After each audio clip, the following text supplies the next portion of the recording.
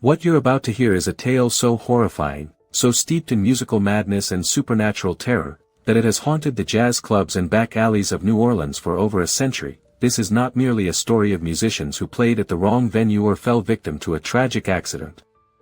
This is the documented account of 23 of the most talented jazz performers in the Crescent City who accepted an invitation to play at a mansion where music itself had become a conduit for ancient evil, and the 6 survivors whose testimonies would forever change how the world understood the power of rhythm, melody, and the spaces between the notes. This is the true story of the Marigny Mansion concert, where the music never stopped playing, even after the musicians had stopped breathing.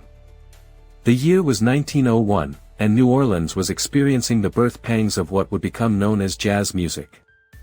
The unique cultural melting pot of the Crescent City had created something entirely new in the world of music, a revolutionary sound that blended African rhythms, European harmonies, Caribbean influences, and the raw emotional power of the blues into something that had never existed before. This new music was emerging from the brothels of Storyville, the dance halls of the French Quarter, and the street corners where talented musicians gathered to share their innovations and compete for the attention of passers-by.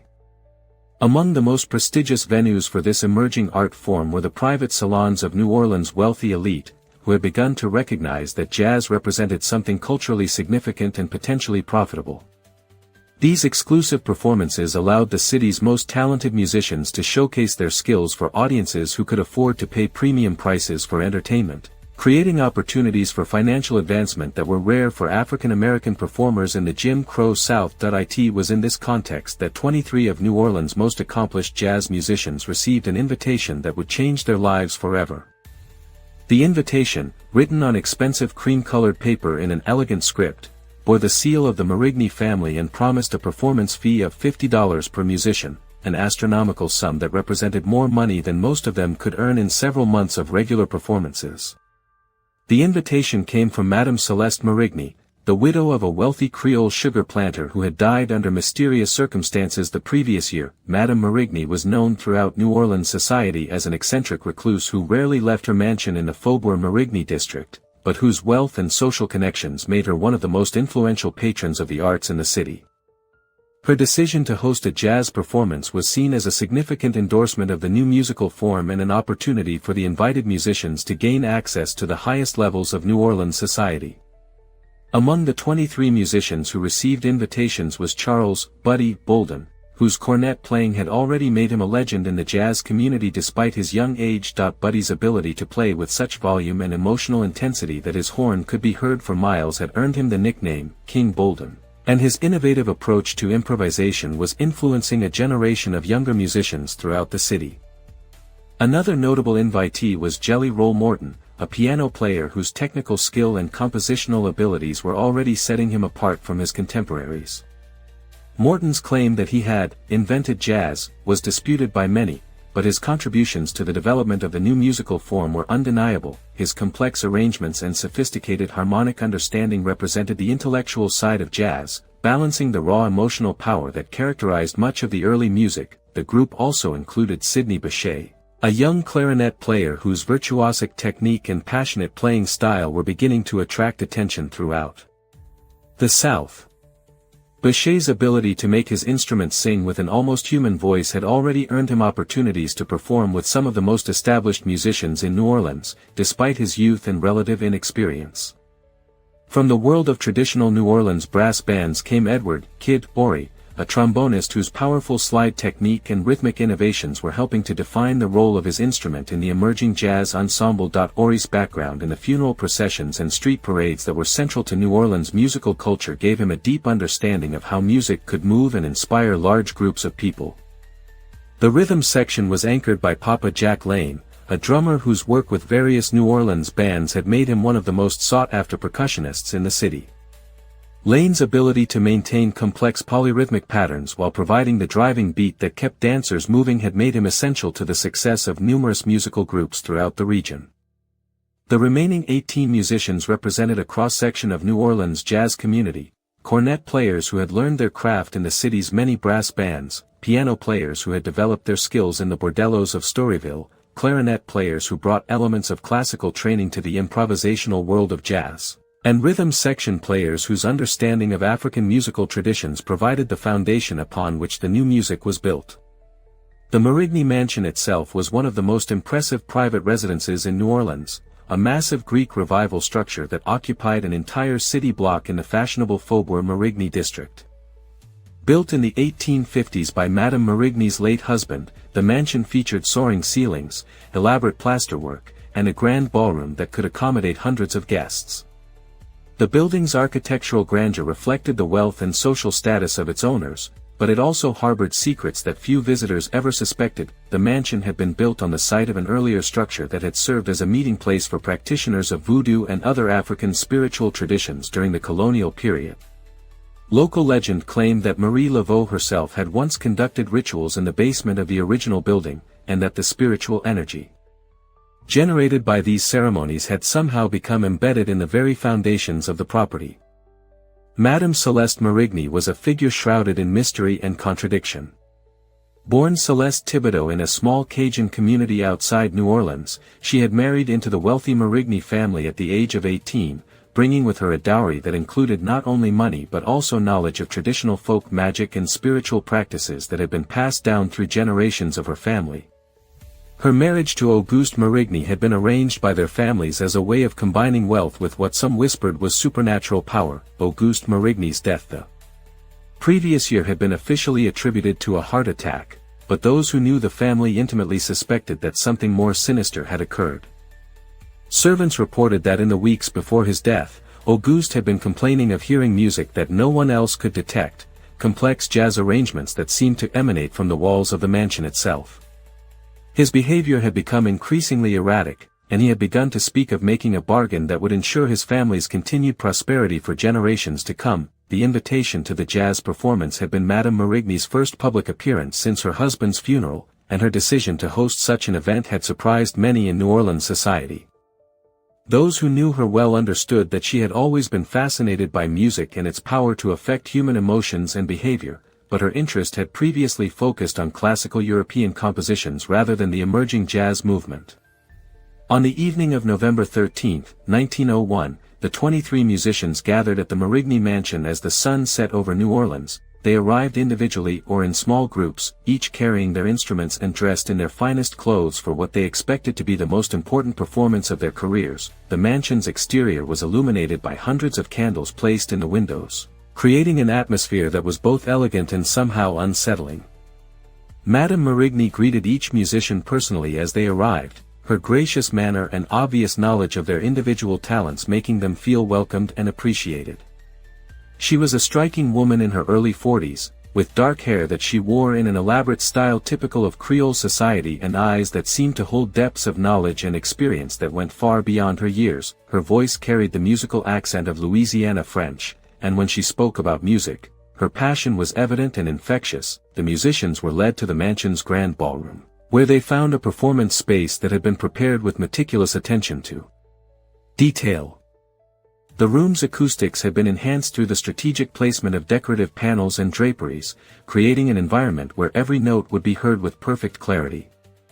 The lighting was provided by dozens of candles arranged in elaborate candelabras, casting a warm glow that seemed to make the instruments themselves gleam with an inner light. As the musicians began to set up their equipment and tune their instruments, they noticed that the ballroom had an unusual quality that seemed to enhance the resonance of their playing. Notes seemed to hang in the air longer than they should have, and harmonies that would normally fade quickly appeared to sustain themselves with an almost supernatural clarity. Several of the musicians commented on this phenomenon, but they attributed it to the room's excellent acoustics rather than anything more mysterious. Madame Marigny had arranged for an audience of carefully selected guests, including some of the most influential members of New Orleans society as well as several individuals whose backgrounds were less clear but whose presence seemed to be important to the hostess. The audience members took their seats around the perimeter of the ballroom, leaving the center of the room open for the musicians and creating an intimate atmosphere that would allow for close interaction between performers and listeners. The performance began with a traditional New Orleans jazz standard, Buddy Bolden's Blues, played as a tribute to the cornet player who had become the unofficial leader of the group. The music started softly, with individual instruments entering one by one to build a complex tapestry of sound that showcased each musician's individual talents while creating something greater than the sum of its parts. The audience responded with enthusiasm, and the musicians felt the confidence that comes from knowing they were performing at the peak of their abilities. As the evening progressed, the music became more adventurous and experimental. The musicians began to push the boundaries of what jazz could be, incorporating elements from classical music, traditional African rhythms, and even some of the spiritual songs that were part of New Orleans' religious traditions. The acoustics of the ballroom seemed to encourage this experimentation, as every note was heard with such clarity that the musicians could explore subtle harmonic relationships that would have been lost in a less perfect acoustic environment. But as midnight approached, the musicians began to notice that something was changing in the atmosphere of the ballroom. The candles that provided illumination seemed to be burning with flames that cast no shadows, and the temperature in the room began to fluctuate wildly, sometimes becoming almost unbearably hot, then dropping to a bone-chilling cold that made their breath visible in the air. Several musicians reported feeling dizzy and disoriented, as if the music itself was affecting their ability to think clearly. Buddy Bolden was the first to notice that the music was beginning to take on a life of its own. Notes that he played on his cornet seemed to echo and repeat long after he had stopped playing them, and harmonies that the ensemble created appeared to generate additional musical lines that no one was actually performing. The effect was initially subtle, but it gradually became more pronounced until it was impossible to ignore. Jelly Roll Morton, whose sophisticated musical training made him particularly sensitive to harmonic relationships, became increasingly agitated as he realized that the music was following patterns that defied conventional musical theory. Chord progressions that should have resolved in predictable ways were instead leading to harmonic territories that seemed to exist outside normal musical space. His piano playing became more frantic as he tried to regain control of the musical direction, but his efforts only seemed to accelerate the supernatural transformation that was occurring. Sidney Bechet's clarinet began to produce sounds that were impossible for the instrument to create through normal playing techniques. His clarinet seemed to be generating multiple voices simultaneously, creating complex polyphonic passages that no single wind instrument should have been able to produce. The young musician's face showed a mixture of terror and fascination as he realized that his instrument was playing itself, using his breath and fingering but creating music that came from some other source. The rhythm section, led by Papa Jack Lane's drums, found that their instruments were maintaining beats and patterns even when they stopped playing. The drums continued to sound with a hypnotic rhythm that seemed to pulse with the heartbeat of some vast, unseen entity. The bass lines played by the string players continued to throb through the floorboards of the mansion, creating vibrations that could be felt throughout the building.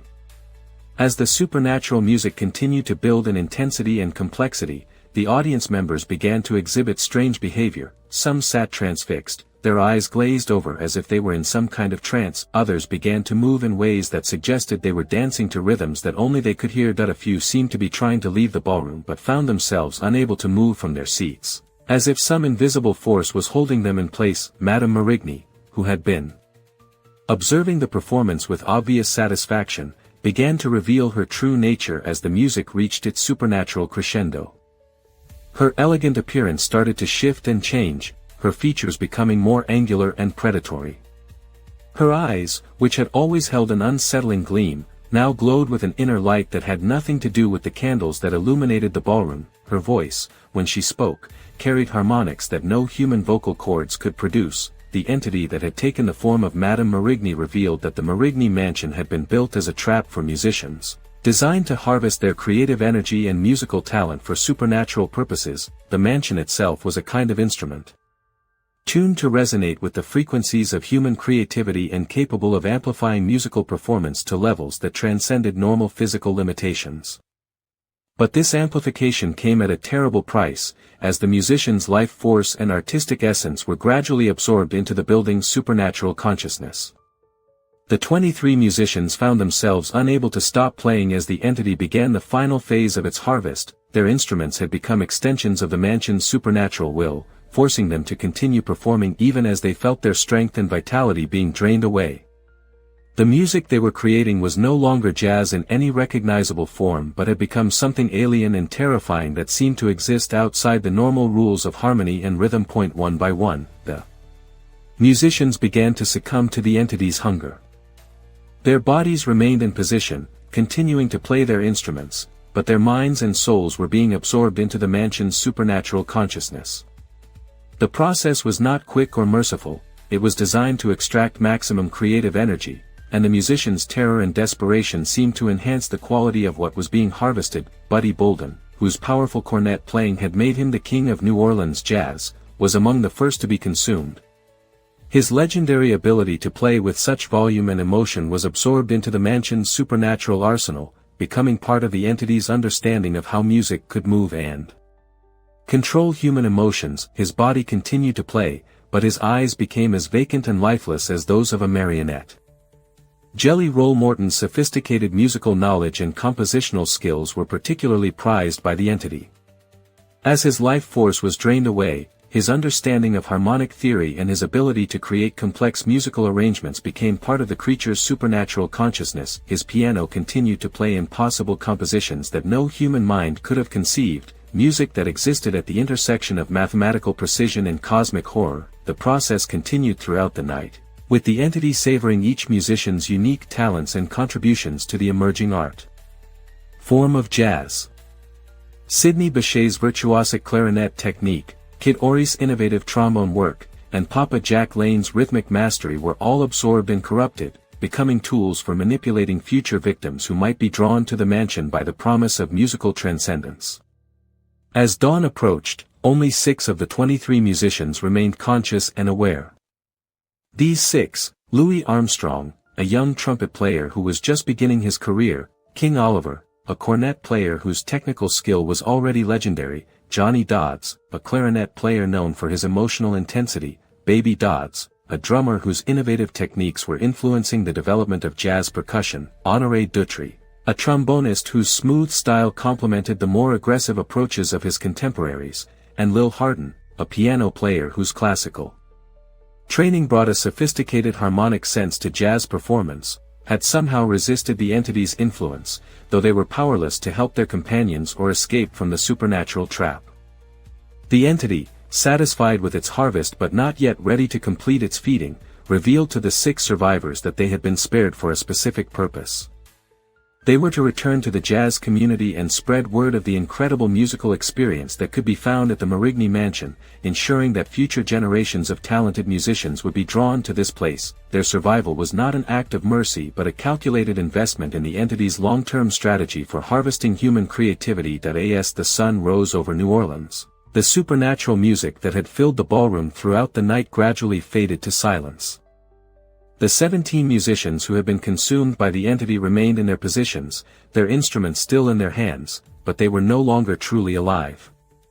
Their bodies had become vessels for fragments of the creature's consciousness, capable of playing music when needed but possessing no independent will or awareness. The 6 survivors found themselves able to move again as the supernatural influence that had held them captive throughout the night finally released its grip. They were weak and disoriented, their minds struggling to process the musical horrors they had witnessed. The instruments that had been extensions of the mansions will return to being ordinary musical tools, but the survivors would never again be able to play without remembering the supernatural forces they had encountered. Louis Armstrong, whose trumpet playing would eventually make him one of the most famous musicians in the world, was the youngest of the survivors and perhaps the most traumatized by the experience. His natural optimism and joy in music making were severely shaken by his encounter with the entity, and it would take years for him to fully recover his confidence as a performer. The supernatural music he had been forced to play would influence his later innovations, though he would never speak publicly about the source of his inspiration. King Oliver, whose technical mastery of the cornet was already well established, found that his experience in the Marigny Mansion had given him an understanding of music's power that went far beyond normal human comprehension. His later teaching of Louis Armstrong and other young musicians would be informed by his knowledge of music's potential for both transcendence and terror, though he would be careful never to push his students toward the supernatural territories he had explored. Johnny Dodds, the clarinet player whose emotional intensity had made him one of the most expressive musicians in New Orleans, was left with a deep understanding of the connection between music and the supernatural. His later recordings would carry echoes of the otherworldly harmonies he had heard in the Marigny ballroom, though he would always be careful to keep his musical explorations within safe boundaries. Baby Dodds, the innovative drummer whose techniques were helping to define the role of percussion in jazz, found that his experience with the supernatural rhythms had given him access to polyrhythmic patterns that seemed to exist outside normal musical time. His later work would incorporate elements of these supernatural rhythms, though he would never fully understand their origin or their potential dangers. Honoré Dutry, the trombonist whose smooth style provided a melodic counterpoint to the more aggressive approaches of his contemporaries, was left with an appreciation for the spaces between notes and the power of musical silence. His later playing would be characterized by a restraint and subtlety that reflected his understanding of music's potential for both beauty and horror. Lil Hardin, the piano player whose classical training brought sophisticated harmonic concepts to jazz performance, was perhaps the most affected by her encounter with the entity's supernatural musical knowledge. Her later compositions would incorporate harmonic progressions that seemed to exist at the edge of human understanding, though she would always be careful to ground her innovations in recognizable musical traditions. The journey back to their homes through the streets of New Orleans was a nightmare of confusion and disorientation for the 6 survivors. They found that their memories of the supernatural music were both incredibly vivid and strangely elusive, as if the entity had deliberately made it difficult for them to fully recall or describe what they had experienced. This selective amnesia would make it challenging for them to warn other musicians about the dangers that lurked in the Marigny mansion. The 17 musicians who had been consumed by the entity had vanished without a trace, leaving no physical evidence of their fate except for the memories carried by the 6 survivors. This disappearance would later complicate efforts to investigate their claims, as there was no concrete proof to support their accounts of supernatural musical possession. The entity had been careful to eliminate any evidence that might lead to unwanted attention from authorities or supernatural investigators. When the 6 survivors finally reached their respective homes, they found that their absence had barely been noticed by the broader jazz community. The performance at the Marigny mansion had been kept secret, and most people assumed that the missing musicians had simply left town in search of better opportunities, a common occurrence in the transient world of early jazz performance. The local authorities showed little interest in investigating the survivors' claims about supernatural events at the Marigny mansion. The New Orleans police force of 1901 was more concerned with maintaining order in the rough neighborhoods of Storyville and the French Quarter than with pursuing what seemed to be fantastic tales told by traumatized musicians. The social status of jazz performers, most of whom were African American, also meant that their testimonies carried little weight with white authorities. However, within the jazz community itself, the survivors' accounts began to circulate as whispered warnings about the dangers of accepting certain types of performance opportunities. The story of the Marigny mansion became part of the oral tradition of New Orleans musicians, serving as a cautionary tale about the importance of understanding the true nature of any venue before agreeing to perform there. The mansion itself continued to stand in the Faubourg Marigny district, but it was no longer used for musical performances. Madame Marigny, or the entity that had taken her form, seemed to have disappeared entirely, leaving the building empty and abandoned. Neighbors reported hearing music emanating from the mansion at all hours of the day and night, but investigation always revealed that the building was unoccupied and that the music had no apparent source. Professional musicians began to avoid the area around the Marigny mansion, claiming that their instruments would malfunction or produce strange sounds when they passed too close to the building. Some reported that they could hear their own musical ideas being played back to them from within the mansion, as if the building was somehow stealing their creativity and using it for its own purposes. The 6 survivors found that their experience had fundamentally changed their relationship with music. While they continued to perform and even achieved significant success in their careers, they were always aware of the supernatural potential that lurked within musical expression. They developed techniques for protecting themselves from unwanted spiritual influences while playing, and they became informal guardians of the jazz community, watching for signs that other musicians might be falling under supernatural influence. Louis Armstrong's later innovations in jazz trumpet playing were profoundly influenced by his experience in the Marigny mansion, though he would never publicly acknowledge this connection. His development of new techniques for emotional expression through his instrument reflected his understanding of music's power to transcend normal human limitations, though he was always careful to keep his explorations within safe boundaries.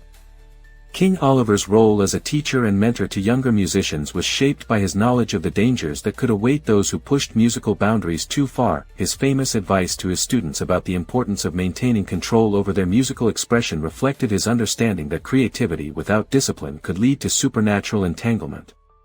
The incident had lasting effects on the development of jazz music in New Orleans and beyond.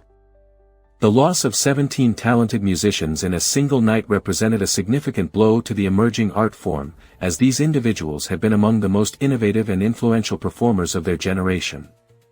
Their disappearance created a gap in the musical community that would take years to fill. The supernatural knowledge that the 6 survivors had gained during their experience also influenced the evolution of jazz in subtle but important ways. Their understanding of music's potential for transcendence and transformation informed their later innovations, though they were always careful to ground their explorations in human rather than supernatural territory.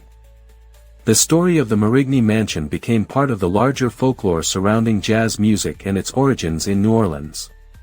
The idea that jazz had supernatural origins or connections became a recurring theme in the mythology of the music. Though most people treated these stories as colorful legends rather than literal truth, the mansion's influence on the local music scene extended beyond the immediate aftermath of the incident. Musicians who performed in the Faubourg Marigny district reported experiencing unusual phenomena, including enhanced creativity, prophetic dreams about musical innovations, and encounters with the spirits of deceased musicians. These experiences were generally viewed as positive, but they also served as reminders of the supernatural forces that were believed to be present in certain parts of New Orleans. The Catholic Church, which had a strong presence in the predominantly Catholic city of New Orleans, struggled with how to respond to the supernatural claims surrounding the Marigny Mansion incident. Some priests dismissed the accounts as superstitious nonsense, while others saw them as evidence of demonic activity that required serious theological consideration. The Church's official position was that such matters should be approached with caution and prayer, but no formal exorcism or blessing of the mansion was ever performed. The incident also influenced the development of protective rituals and practices within the New Orleans music community. Musicians began to carry blessed objects, perform cleansing ceremonies before important performances, and seek spiritual guidance from local practitioners of voodoo and other traditional spiritual systems. These practices became part of the cultural fabric of jazz music, contributing to its reputation as a spiritual as well as artistic form of expression. Modern researchers have attempted to investigate the Marigny Mansion incident using contemporary paranormal investigation techniques, but their efforts have been hampered by the fact that the original mansion was demolished in the 1950s to make way for commercial development.